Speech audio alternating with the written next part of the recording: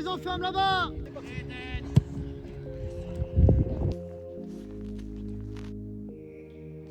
Donc, Julien Flory, éducateur U13 à l'USPH et joueur senior. Ce qui m'a fait devenir éducateur, déjà, c'est qu'un jour, on m'a proposé d'encadrer, d'accompagner une équipe de jeunes, une équipe du 11, et puis après, j'y ai pris goût en passant par le U9 jusqu'au U13 pour le moment. Donc, c'est ce qui a été moteur dans mon quotidien. Ce qui est moteur dans mon quotidien d'éducateur, c'est de voir évoluer les joueurs, les voir progresser, c'est les voir comprendre ce qu'on leur explique, et ça, c'est toujours gratifiant en tant qu'éducateur. Les inspirations, je regarde beaucoup l'équipe du Havre Athletic Club. C'est sûr que depuis que je suis supporter du Havre, donc lorsque je regarde les matchs, ça m'inspire, et en plus, on est... Le Havre est le plus petit budget de Ligue 1, donc forcément, si on arrive à se maintenir chaque saison, c'est qu'il y a des idées sur le terrain. Donc je m'inspire, puis je regarde d'autres matchs, je m'inspire de vidéos YouTube. Lorsque je vais en formation, à chaque fois on en ressort plus grandi. Donc c'est toujours c'est un apprentissage perpétuel. Comment je m'organise, j'ai 2 séances d'entraînement à préparer, la séance du mercredi et la séance du vendredi.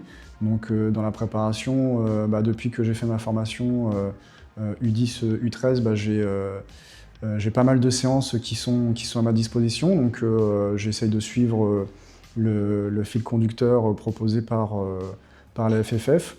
Des fois, en fonction de ce que j'ai vu le week-end, je ressens le besoin de travailler quelque chose spécifiquement. Donc j'essaie de proposer ça aux enfants.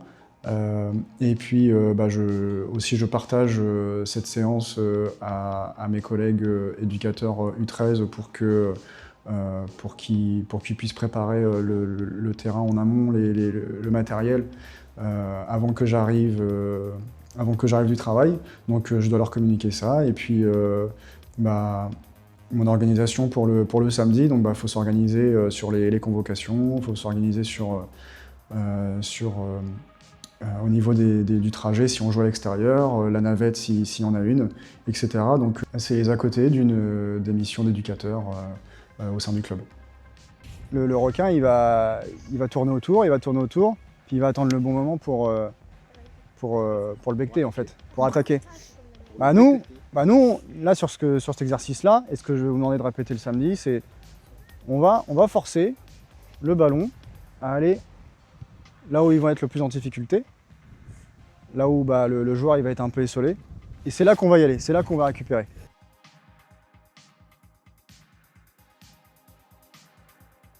Ce qui me motive chaque saison, c'est que tous les 2 ans, il y a de nouvelles générations qui arrivent, on a des nouvelles têtes qui arrivent tous les ans, donc on s'adapte aux nouveaux profils qu'on a.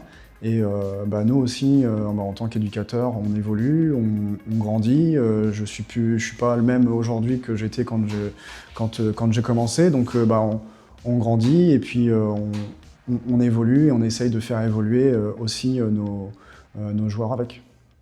On les enferme là-bas. Coulisses à Naël. Attention en jeu. Retour.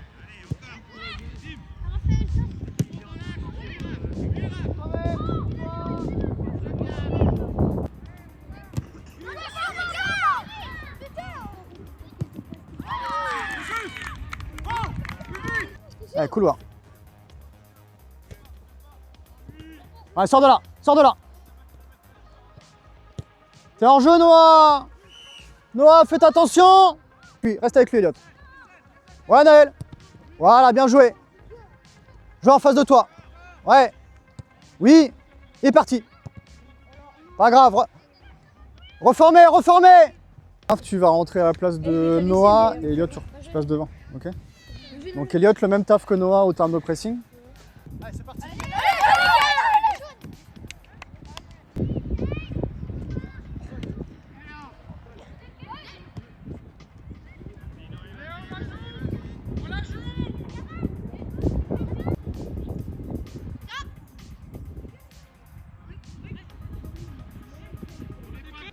Donc là, ouais, on vient de sortir du match. Donc là, ce qui est super intéressant, c'est qu'on voit sur le terrain ce qu'on propose aux entraînements, les circuits de passe, tout ça.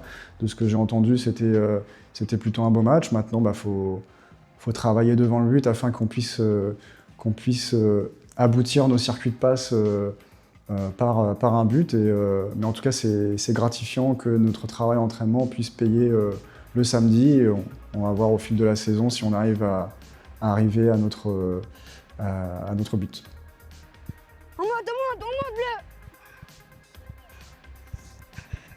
Laisse.